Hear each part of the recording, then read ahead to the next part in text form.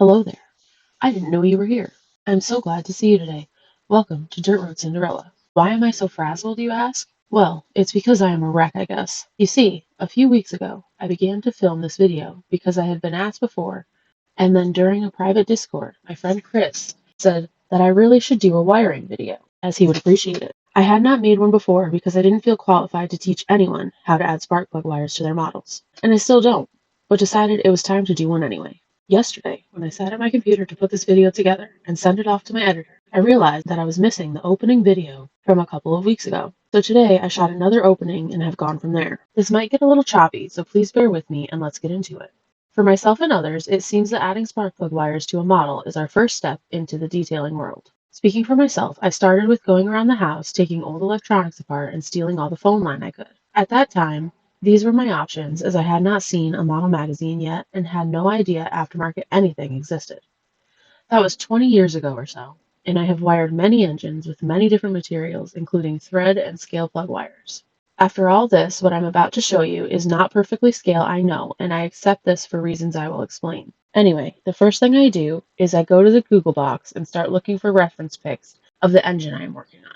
In the case of today, I am doing a Chevy big block and a Ford 302 small block. I have typed Chevy big block into the search bar and didn't call out a particular engine displacement because I know the Chevy blocks are fairly universal for what I am doing. Here is the first one I picked, and what I am looking for is spark plug location. In the case of the Chevy block, the spark plugs are behind and slightly lower than the exhaust ports. Always be sure to find a reference picture for both sides of the engine. Sometimes the location varies a little side to side, as is the case with the Chevy big block. As we see here on the 396, the right side plugs are before the exhaust ports, unlike the other side. This is also a good time to note the location of the oil dipstick if you wish to include that detail. Now, let's see about the 302 Ford engine. Here, we see that the 302 spark plug location is almost exactly in the same location as the GM block was. I wonder if the other side is the same as well. On this 302, they are in front of the exhaust port again like the GM. However, these seem to be at a different angle, so be sure to get multiple clear pics. I am going with the lower location on my 302. This is an Oldsmobile Rocket I wanted to show just to show a few more spark plug configurations. These spark plugs go in above the exhaust entirely. This would be a very good engine to put aftermarket spark plug boots onto. This next block is a Dodge 318, and the spark plugs go between the exhaust ports at an angle. Note the angle for just a bit more detail. This part is easy enough for most anyone to do, but it is necessary. Once you have done this, it's time to search firing orders for your engine. I am starting again with the Chevy big block, and the firing order is 184366572. I know that one by heart. This is only part of what we need to know. Click images. This will bring up schematics of the firing order. I'm going to pick this first one just because I have used it before. This gives you the firing order, the cylinder number layout, and distributor info. The cylinder numbers seem to vary by brand. Our Chevy is even numbers on the passenger side and odd on the driver's side. Here at the bottom are the electronic and points ignition setups. It tells us where the number 1 wire goes and which way the rotor inside turns. Moving on to the 302, there are 2 possible firing orders. Go with what is right for your project. Again, I am going with this first one because I have used it before. On this engine, the numbers run consecutively down each bank, starting with passenger side front as number 1 and driver's rear as number 8. The rotation direction of the distributor is opposite of the Chevy as shown here. Okay, now we can begin working on the engines themselves, which we will do in just a second. Please hear these words from our sponsors. Sponsor Spotlight. Are you a passionate modeler, constantly searching for that perfect intricate detail to bring your miniature masterpiece to life? Do you dream of crafting scale models so accurate they could be mistaken for the real thing? Then it's time to discover VCG Resins by Reese. VCG Resin specializes in providing the highest quality, most unique, and incredibly detailed resin parts and accessories for your 1/24th and 1/25th scale model cars, trucks, SUVs, and even your custom dioramas. Modelers can find everything from intricate engines and suspension components to realistic wheels and essential diorama accessories, all designed to bring their miniature masterpieces to life. Are you ready to elevate your next build? Please visit vcgresins.com and don't forget to use our discount code DRC1024 at checkout for 10% off your order. At Scale Finishes, they specialize in high-quality automotive-grade paints, clears, and primers designed to bring your scale models to life. Their authentic colors and premium products provide a flawless finish every time. Visit scalefinishes.com and use our discount code Cinderella10 at checkout to receive 10% off on your order. Welcome back and thank you for being here. Everything we just watched was on that lost video, as was the first few minutes of this next segment, in which I show you both raw blocks and begin drilling the 302 when I snapped a drill bit by trying to drill by looking through my camera. Took me a minute to get it out, and we pick up with me continuing to drill the 302. I am using a 1/32 drill bit and a Zona pin vise.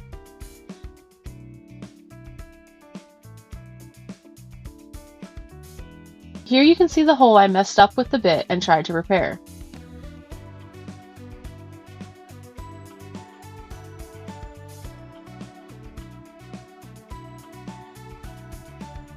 Now I am drilling off camera because I am looking under my phone. However, this side looks pretty good. This is the Chevy big block I am using. It is a VCG engine and already has the spark plug holes made into it. Here is the wire I used to add spark plug wires to my engines. It is a 30 AWG wrapping wire.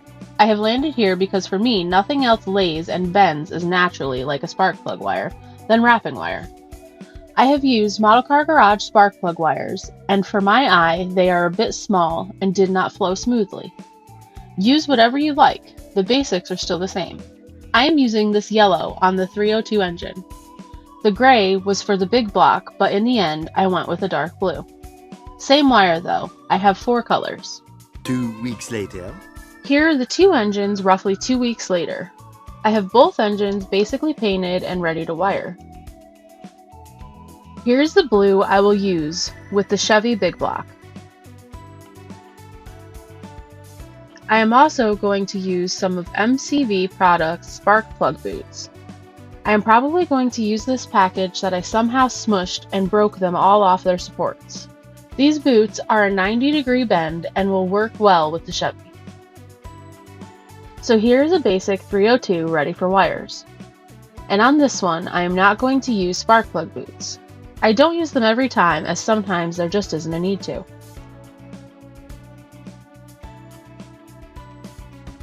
Now, this engine comes with a rather odd distributor setup. This one has the distributor shaft right on the intake manifold.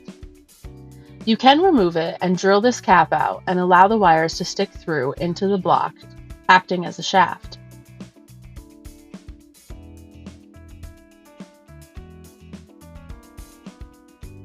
I, however, am going to snip the shaft off and use a distributor from my parts box, which when held up to the block appears as it will be about the right size.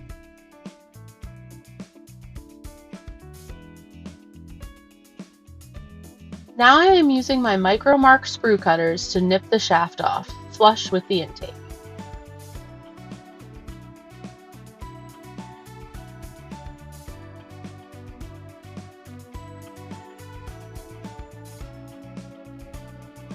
Then I will take my 1/32 drill bit and drill a pilot hole in the center of where the shaft was.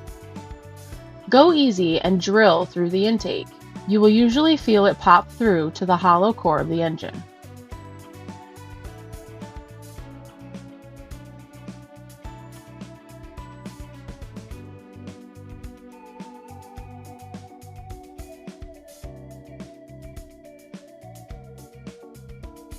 Once you have a pilot hole, step up to the size of your distributor shaft and drill again. If you try this with a resin engine, you will not want to skip any sizes as you step up.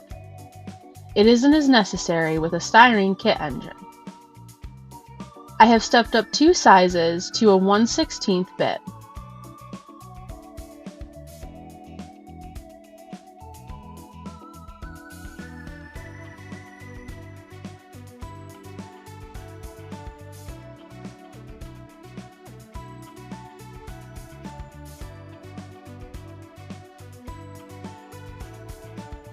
Then test fit the new distributor and see if it fits. I've got to make mine just a little bigger, which I will do with this bit before I try stepping up yet another size.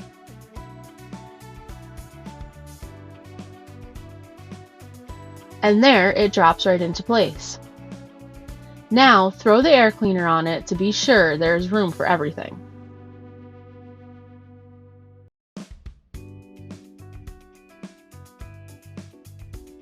Okay, now that that is done, you can see here on top there is some raised detail. You can try to save that if you wish. I, however, just snip it off with a blade.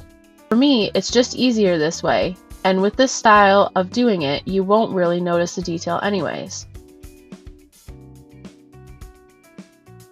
Then just hit it quickly with a file or sandpaper and locate the center of the cap. I center punch mine with an old pin. This just helps the bit bite and not walk off center as you start to drill. I start to drill the cap, again using the 1/16 drill bit. Be mindful here, don't just crank away. Mind what you are feeling in your hand. You will know if you are starting to go too far. And check your depth a few times during the process.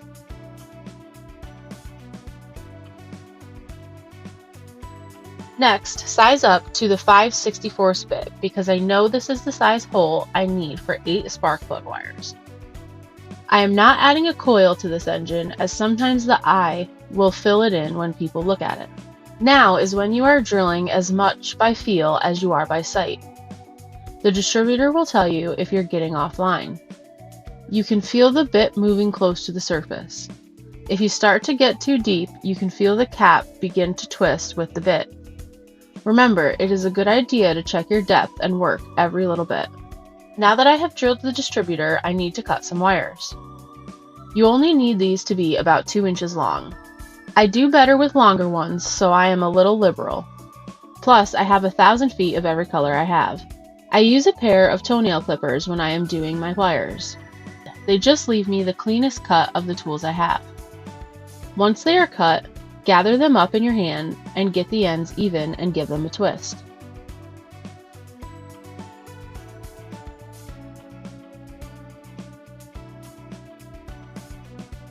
Now it is time to test fit them into the distributor. Go easy as you do not want to bend them all up. Mine fits in nicely and I'm going to add a dab of super glue to the twisted ends. Do not use a liquid glue that is ultra thin here. A medium viscosity is best, or all the wires will be glued together much more than we want. I am using the Bob Smith Gold, and it's my go-to for many things as it doesn't haze parts. Then we gently insert them, being sure all the wires are going in and not being pushed up. Now set it aside to dry. Some time has passed and the wires have dried and I have started getting the wires separated and in order. Just slowly unwind them. Some of them may be stuck together, but will come unstuck if you are easy with it. It is not going to be perfect, that is not what this is. But once they are spread out like this, you can get a rough idea of where number 1 is from your firing order reference pick. I am going with this one here, then I will snip it off. Now this part is one of the more difficult parts. How much do you leave? Well, I know me, and just do it by feel, so to speak. But in your early ventures, always leave it longer than you wanted. You can always go back and cut more off. It is hard to add length back on though. You may want to have a few pairs of tweezers ready when doing this part. I also like the flat end of a toothpick to push the wires. I get the best result and fewest kinks in the wire this way. Then just follow the firing order and rotation and wire away. It is going to take you a few engines to find your rhythm and style, but it will come to you. This may not give you a perfect firing order, but it will give you a pretty realistic direction to your wiring. And your distributor won't look like it's wearing a bowl cut with a part down the middle. Yes, I have seen engines done that way, when they aren't supposed to be. This is just the way that has worked for me. With this wrapping wire, there is also no need to glue the wire into the block. The memory of this wire is great.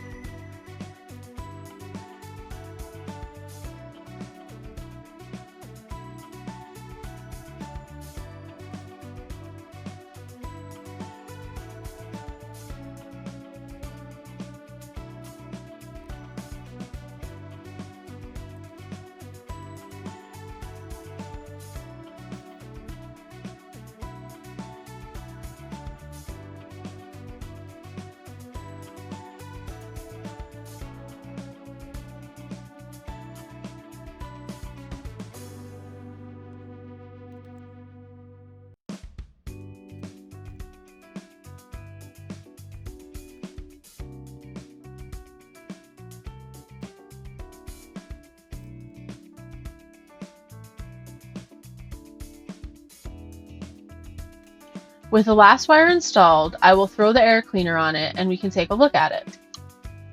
Here you have a very basic wiring, though I think it still looks good and adds a lot of life to the engine. This for me was a great starting point into my wiring journey. I still use this method when building a less detailed build or one where it will be hard to see the plug location once installed between fender wells. I do prefer to drape my wires around the front and rear of the valve cover depending on where the distributor is located, which I will do on the next engine I'm going to wire up in this video. I did these this way because it is how I laid them at first, and I wanted this to appeal to builders of all abilities. Now is also a good time to make any final adjustments on the way the wires lay. Hey, are you still awake? Still with us? Okay, great. Now we are moving on to the Chevy big block engine with 3D spark plug boots. Well, here's the Chevy at its current state of assembly.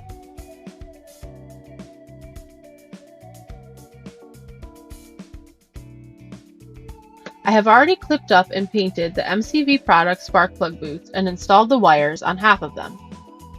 And here is my distributor, which has all the holes already built in, which my wires plug right into, just like they do the spark plug boot I just showed you. To put the boot and wire together, I clip the boot in these tiny clothespins. Grab a wire with tweezers and get some glue on the end. Not too much, remember. And just insert it into the spark plug boots. You may want magnifiers for this. When you get it seated, I remove extra glue, again with a toothpick. Then set it aside and repeat the process.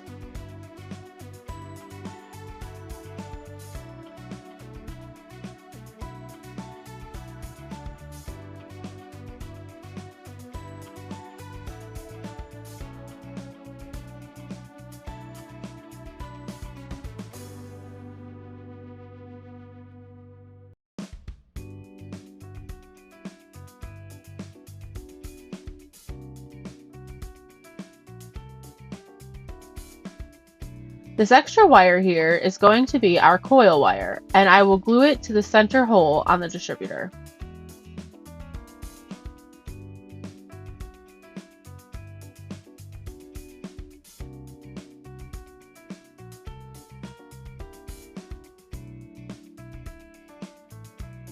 Now to let it dry and start installing some of these wires that are already dry. When using the spark plug boot, I find it easier to install the wires kind of backwards, meaning install the wire into the block and then the distributor. Remember to test fit. I know that sounds redundant, but I mean it. I find it better to know the approach angle of every hole, especially with the spark plug boots. You don't really want to break them. There is the first installed, and now for the second. That's looking pretty good, I think. And see, I didn't test fit the second plug boot, and the tweezers were too big, and I could have avoided dropping it with glue on it.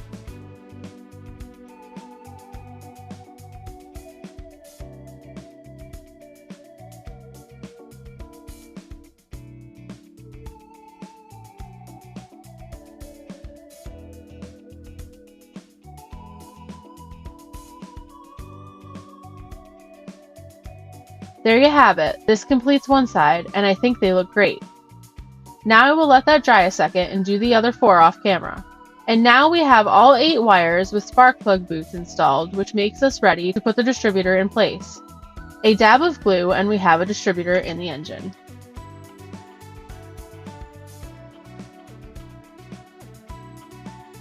After a smoke, everything is now dry and ready for me to continue. Refer to your reference picture and decide where number 1 is on the engine and distributor. I think my distributor is 180 out, but so be it. The number 1 cylinder on the Chevy is the left front, so I will route my wire the way I would like it to run. Much like the other engine, I find no need to glue these into the distributor, they stay right in place. Now, just follow the firing order and distributor rotation. It takes time to find a rhythm with these, as it does with the first way I showed you. I am still finding mine, but I think I am nearly there. I really enjoy wiring engines more than any other part of building a model. Engines and exhaust are where I live, so to speak. in my modeling. What part of the hobby do you live in? Where is your happy place when building models? I would love to hear from you all. So please let me know in the comments or in a video, I don't care. And also, please tell me why this is your happy place. For me, engines were more important than body condition when I grew up. I took an automotive class in high school, and one of my first jobs was bending exhaust pipe at a chain brand repair shop. Sorry I keep getting out of view. I am still learning. Notice I hold the wire with my thumb to keep it from moving around while I work it into the distributor cap.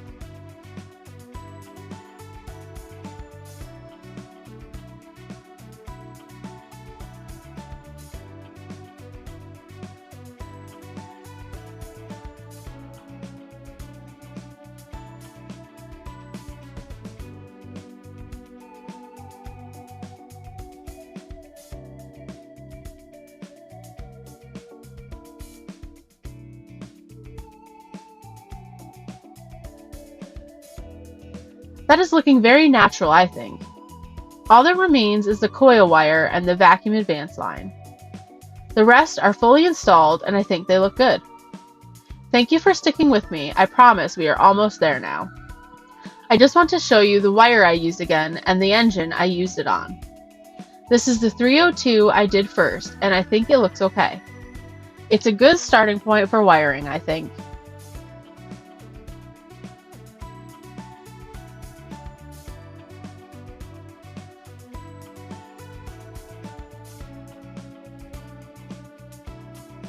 Here is the Chevy Big Block one more time with the 3D printed spark plug boots.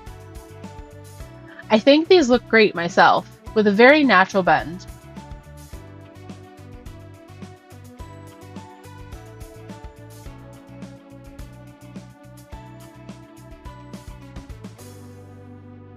This last engine I built like 15 years ago with aftermarket scale plug wires.